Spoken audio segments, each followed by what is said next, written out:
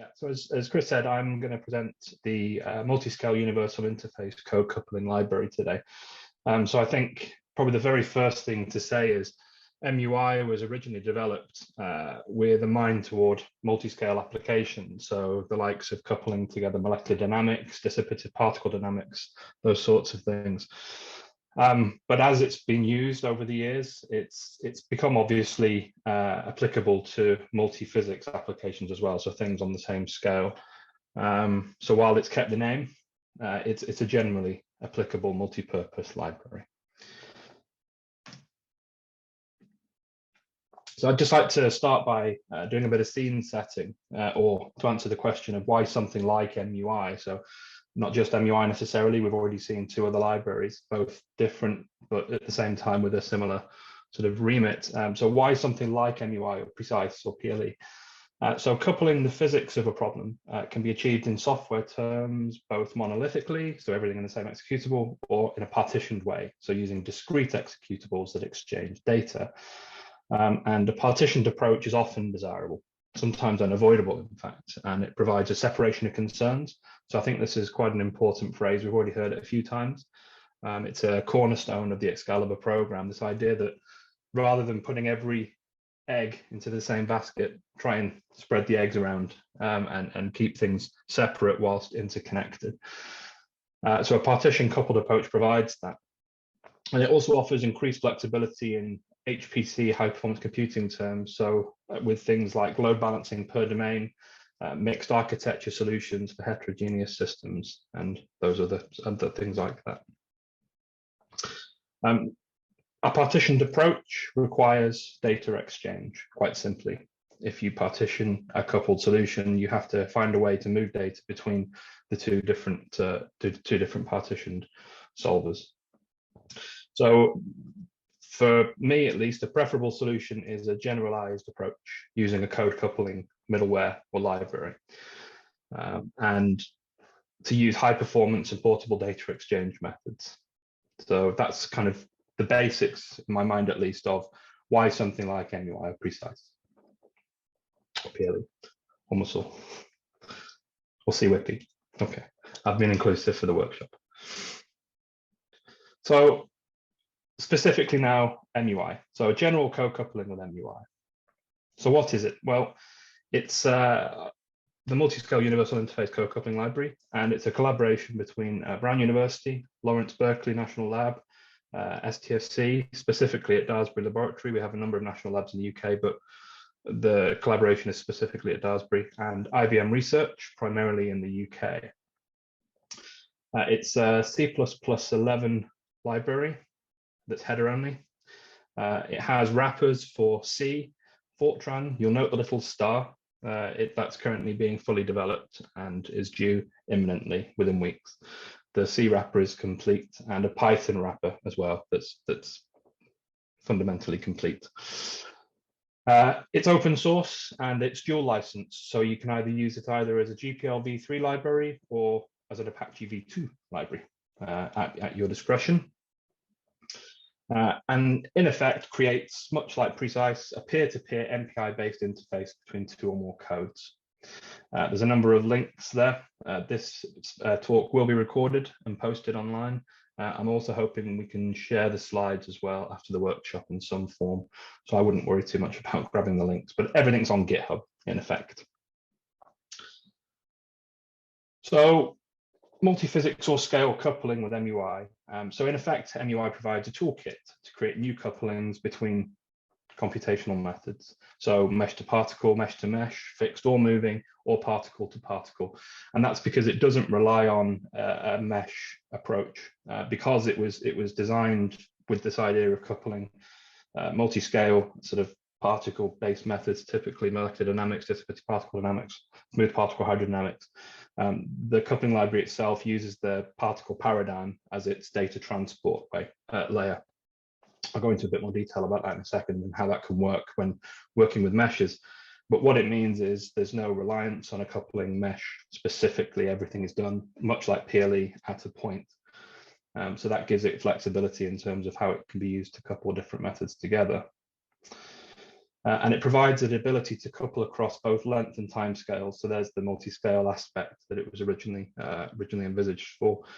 So I will caveat that we're talking about reasonable length scales can be tackled due to the point-based nature. So we have interpolation in space, and reasonable timescales can be tackled using the frame-based concept, which I'll go over in the next slide.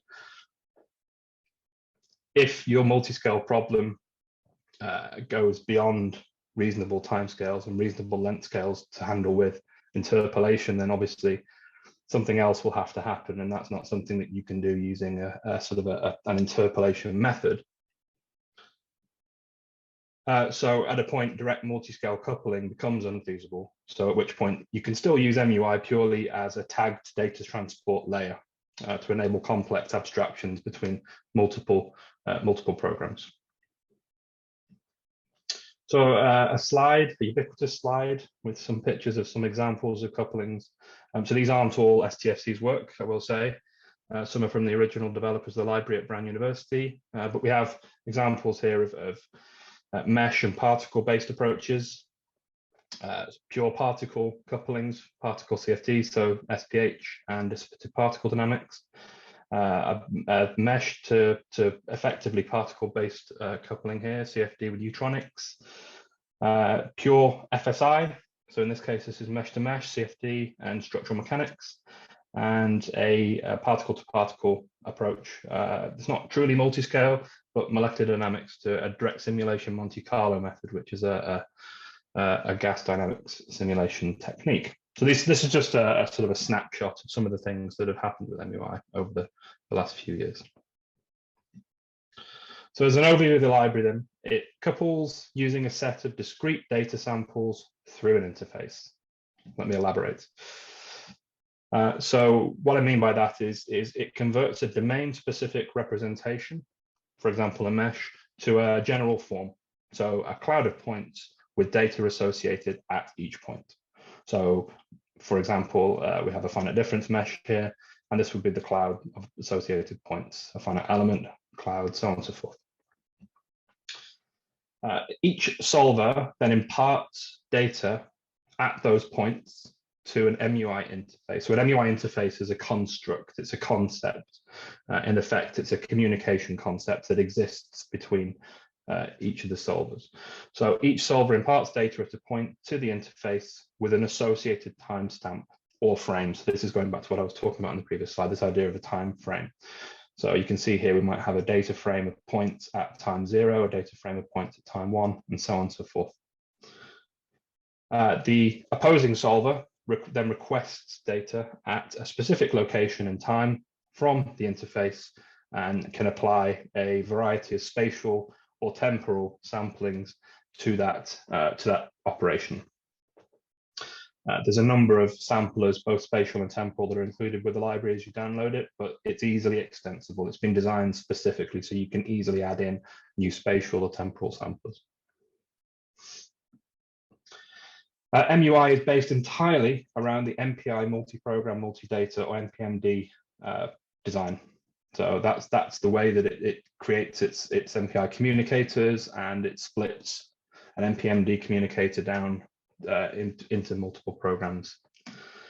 As mentioned, there are wrappers for Fortran, C, and Python.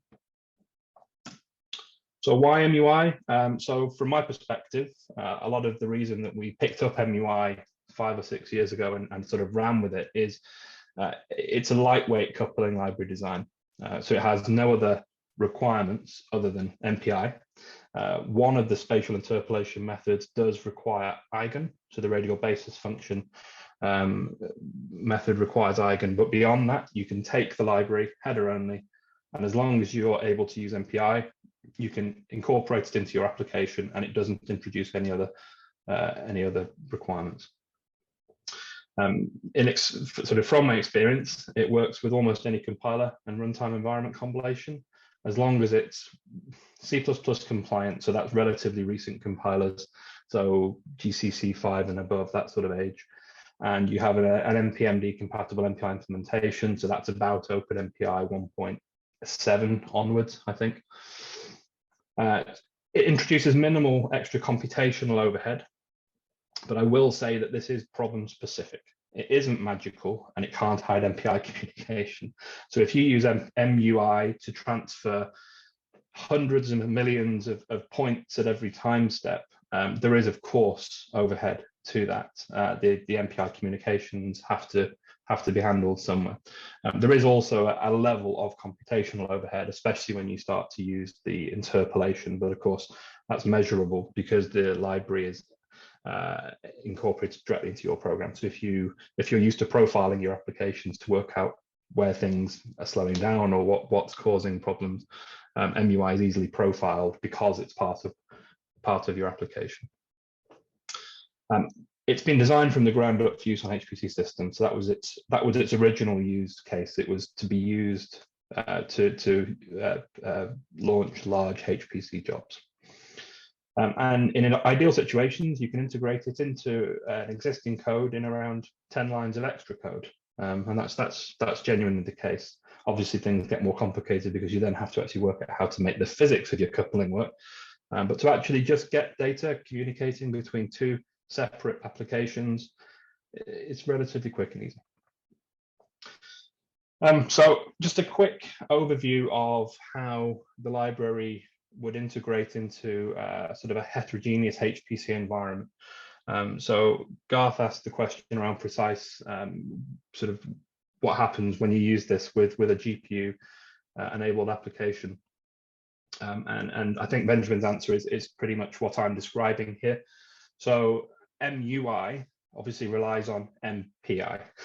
So if you have a GPU application that works purely on the GPU and rarely transfers anything back to the host, then you're going to have to use MPI. So you're going to have to transfer data from the GPU to the host to use MPI to distribute to other solvers in your coupled environment. But generally speaking, you can use MUI in a heterogeneous coupled system. So if we imagine this example, we have 4 solvers, the first of which is MPI parallelized, the second of which is even more MPI parallelized, the third is GPU accelerated, and the fourth is OpenMP accelerated. So these two don't use MPI by default.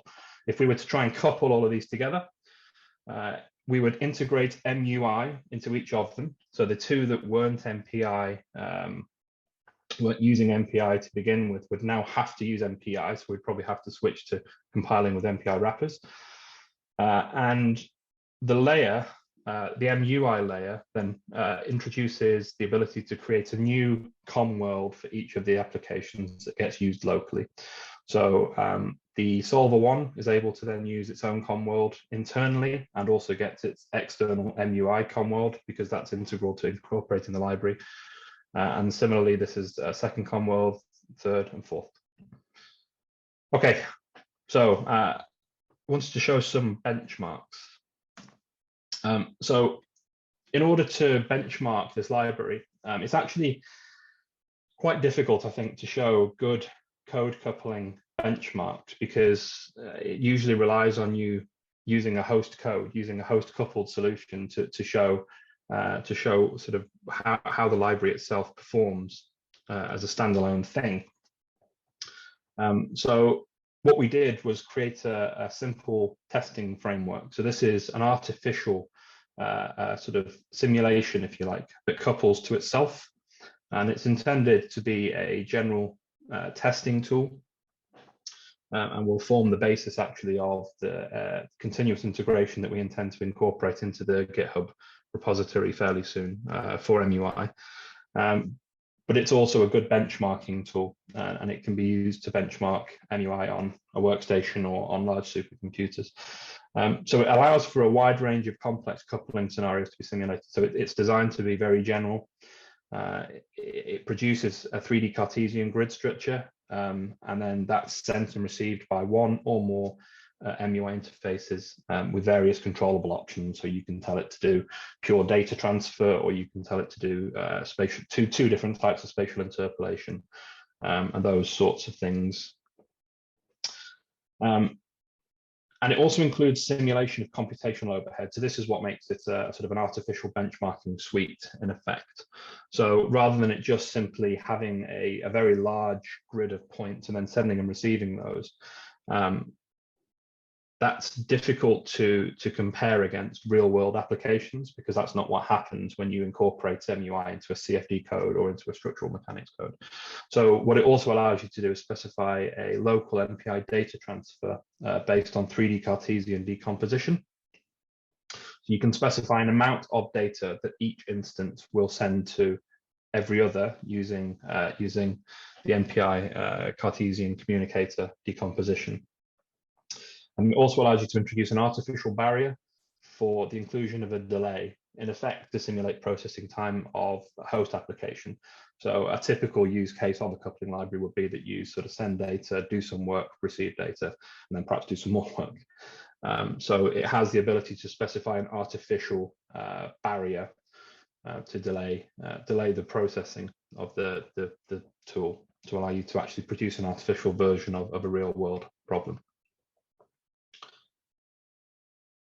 So to actually look at some benchmark performance, so these results came from the original Archer system. So for those who aren't aware, Archer was the UK's national supercomputer, just retired and replaced with Archer 2. I was hoping to provide full Archer 2 results at this workshop. I do have some in a moment, but for reasons I'll explain, it's been quite difficult to get full results in a stable way. So I'm sort of representing some older results here. But in effect, this takes the testing framework, which is available on GitHub, and you can have a look at and use yourself if you'd like, and compares a typical CFD workflow. So what we've done here is we've taken the amount of time a real CFD solver, I think it was Code Saturn, in fact, took to calculate a problem based on a mesh size of around 0.3 billion cells. And based on the amount of processors that used, extrapolated back sort of a top level artificial time. And then that's been incorporated into the test. So we've assumed linear scaling of the CFD solver, which obviously might not be a complete reflection of the real world, but this is a free-form parameter that you can put into the testing framework. So this is something which, in the case of Code Saturn, actually it scales incredibly well, so it's not unreasonable. But in the case of an application that doesn't scale as well, then we could also tweak the results to sort of compensate for that. What we're doing here is a full volumetric coupling between two instances. So each instance has 300 million cells, and we're effectively sending and receiving all 300 million cells between both instances. In the original, in this case on Archer, this was done between 32 and 512 nodes, which, as you can see, takes us up to 12,000. Can't remember precisely. There were 24 ranks per node on Archer 1, so just over 12,000 MPI ranks at peak. There's also an equal load balancing here, so this is a naive case. I mean, both instances obviously have the same overall problem anyway. So if we have 12,000 MPI ranks, then each instance gets 6,000 ranks. So the results that are on the screen at the moment show the framework on Archer reading values directly from the MUI interface. So that means we're not applying a spatial interpolation. So in effect, this can be considered to be equivalent to what PLE does, for example. This is transferring data and using a communication reducing algorithm. So notionally, MUI calls it SmartSend, but it works in exactly the same way as PLE effectively to sort of work out which of the different ranks should communicate with each other. So these results show what happens when you use the library simply as a transport mechanism. So you can see that there is overhead introduced.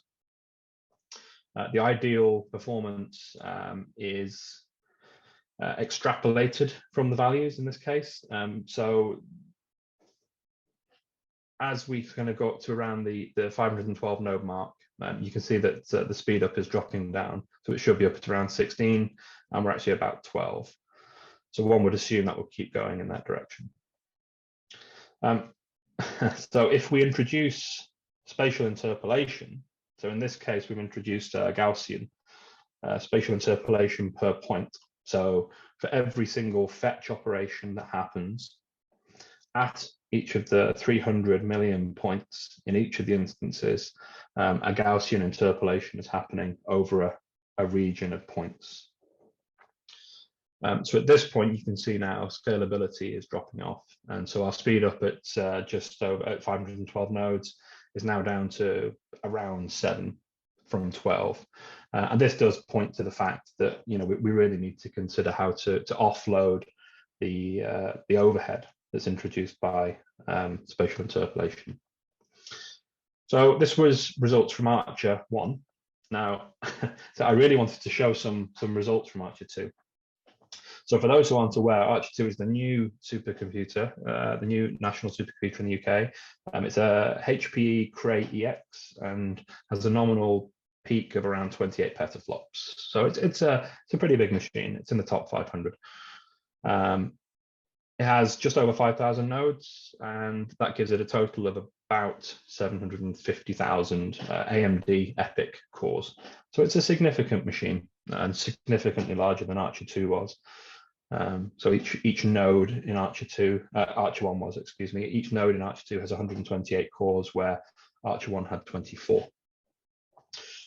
So if we use the same artificial testing tool and the same assumed CFD workflow as shown with the previous results, but instead transfer 500 million points, just to increase the size of the problem, really, to be able to go to bigger numbers of cores, and do the same volumetric coupling, so between two domains with the same equal load balancing, and again, just read the values directly, you can see actually the results are looking really quite good now. So we're going here between 50 and 400 nodes on Archer 2, which takes us up to just over 50,000 cores, or 50,000 MPI ranks at peak.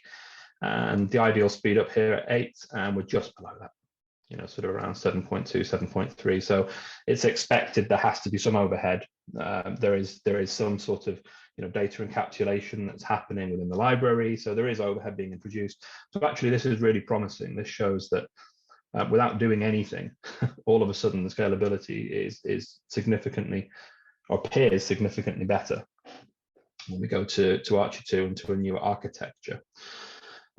However, I wanted to show results with the using spatial interpolation as well, just so we can compare and contrast between Archer and Archer 2. What I'm finding at the moment is Archer 2, it's displaying odd behavior around the MPI fabric, and the results it's giving me back are unpredictable. So on one day, we saw some fantastic results here. On the next day, using exactly the same setup, the results became very haphazard. So as of this workshop, I've been unable to create a nice sort of neat set of results with the interpolation. And I would also take these results with a pinch of salt. So while they were consistent, I couldn't then consistently reproduce them the next day. So there's some questions to answer there, but the library and the tool was consistent on other systems. So that would point to it being teething issues with the new supercomputer. Okay, so to finish up then, I just wanted to show a couple of real world examples. So the first of these is fluid structure interaction, because it's so well known and it's so important.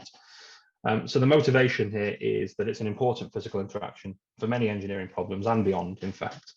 So for example, it's fundamental to wave structure interaction type problems, and it's particularly important and challenging when the fluid has a free surface.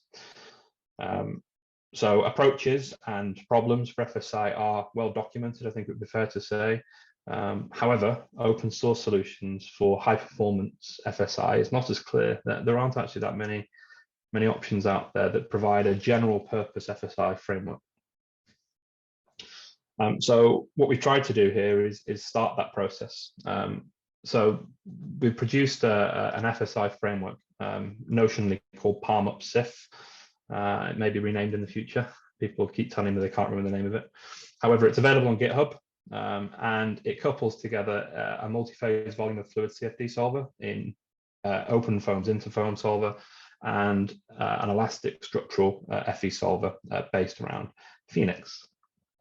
And it takes a partitioned approach and uses a quasi-Newton coupling strategy.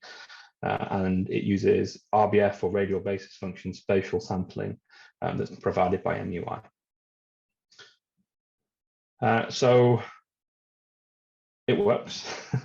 So this is an example of the sorts of things we can achieve with this framework. So this is a roll case that's been calculated using this piece of code. It's actually provided, I think, as one of the example cases if you were to pull the repository down. So the deformation is being calculated by the Phoenix-based solver, and interfoam has calculated the fluid. And you can see here the black line is results compared against other published results, and they're very good and favorable.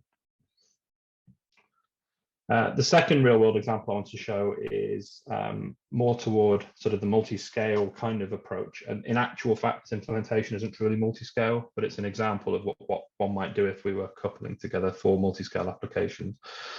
So this particular example was looking to simulate the process of evaporation. So that can already be done using macroscopic CFD methods, but it's parameterized. And the process actually is truly multi-scale.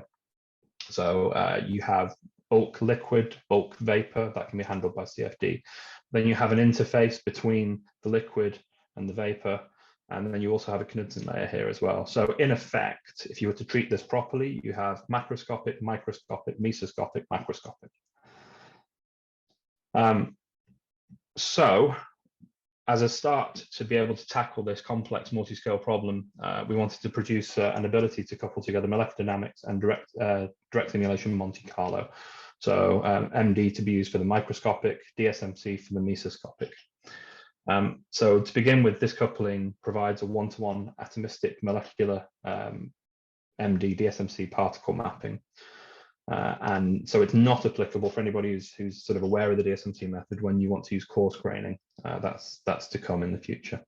In effect, this doesn't use interpolation. It does direct transference of mass and momentum between the domains using the library. So we would assume, based on the results we've seen, that actually the lowest scaling solver in the system would be the limiting factor. In this case, it's the MD solver, and that was actually the case. So the MD solver was the lowest performing part of the system, and the system performed to the level of the MD solver. So we introduce a coupling region at the edge of the DSMC domains, and the particles are mirrored as a special type of atom or molecule, and then a deletion insertion boundary is between them. And then when we insert the DSMC particles into the MD domain, we take special care to make sure that MD molecules don't overlap in such a way that they explode. So some simple results using a typical canonical NVT type case. So this is in effect an equilibrium case. So particles just sat doing nothing. So just to show it works, you have the blue line and the red line, and that's the linear kinetic energy of the two systems. And you can see it's waving around, but the important line is the green line, which is straight, which is the solution for the coupled problem across the domain, and the same for the mass as well. You can see the mass is consistent between the two, despite the fact particles and molecules are moving between boundaries. The computational time, the coupled solution, is slower than using DSMC, which is a fast method, but it's significantly faster than using full MD, which would be the alternative. So it's a nice compromise between the two, and actually probably what you want to achieve when you couple methods together for this sort of purpose. Okay, so to conclude, MUI is lightweight, open source, it's header only with wrappers, and it can be used to couple two or more solvers together in a peer-to-peer manner. You can either use it purely as a data transport layer, or you can include spatial temporal interpolation, and it's designed for use in HPC. Now, it's a focal point within this ExCALIBUR project, and so obviously we're now looking to optimize it. So we're looking to analyze and improve the MPI communication patterns. We need to better understand its scalability. Reduce the memory overhead of the frame storage, to explore offload of spatial interpolation to accelerators within heterogeneous environments, and also to explore the use of the likes of SPAC to package and improve the DevOps of the library. At the moment, it's a bit lacking, starting, I think, with introducing continuous integration on GitHub, which is currently missing. Okay, so with that, I'm going to ask one. I mean, one question which comes to mind for me very often, oh, there's some hands going up, but anyway, this could be a question for you, and actually maybe it would be better to discuss later on in the sort of more wide discussion, is when you've got various different codes which are coupling together, they may have very different timescales, and what's the sort of, from a user point of view, you've provided these nice frameworks like MUI, PLE, or Precise, but you still need to have some sort of concept of what's the right sort of frequency of interaction between two different codes and how to get the best utilization of the hardware for each code. Mm-hmm. So there's any sort of guidance on that? Not really. And the only reason I say that is because it's driven by the physics of the problem. I mean, so if you have a problem where you need to transfer boundary information at every time step in order to make a tightly coupled iterative solution work, for example, with FSI, there's not really any avoiding that. And there's not much you can do on the other side in terms of computation while you're waiting for the answer, basically. Okay, yeah. So in that way, so I didn't put this in the slides, but MUI uses a non-blocking blocking model. So its MPI sends are non-blocking, its receives are blocking. So what you can do with MUI is you can send data, but then do work before you receive the data. The downside to that, I think, was covered by Ivan when he talked about PLE. It can be quite dangerous because if you send lots and lots of data without receiving it on the other side in a timely manner, you can very quickly fill up MPI buffers. So it's always a bit of a balancing act. Okay, Benjamin's got a hand up, so let's have a question, quick one from Benjamin. Yes. So I was wondering if I got this correctly. So when you communicate data, you communicate the location where you want to sample, right? So do you, each time you want to sample, do you communicate, or do you kind of buffer these sample locations and do it at once? You can do both. So that when you define the configuration for the library, you can specify an optimization flag called static points. And in that case, it gets buffered. Then it just gets sent once, and then after that, it gets associated locally in memory. In which case, but of course, you then have to send data in the same order every time. Otherwise, your points will get all mixed up. Okay, so and when you send this the sample location, basically you send the XYZ coordinates and a timestamp, right? And then you want the other server to give you that. Yeah, so I mean, in real terms, what happens is you iteratively push to a local memory buffer all of your data at a point, and then all the values at that point, that gets buffered, and then you issue a commit command that then creates your frame, your data frame, which then gets transferred as an MPI byte message stream. And then once all that's done, a timestamp gets transmitted, and that's the point that unblocks the refetch, the blocking fetch on the other side of the interface. Yeah, thanks. Okay, so a couple more questions have come in on the Q&A. So maybe, Stephen, you can type answers to those since we're running it. Yeah, happy to do that.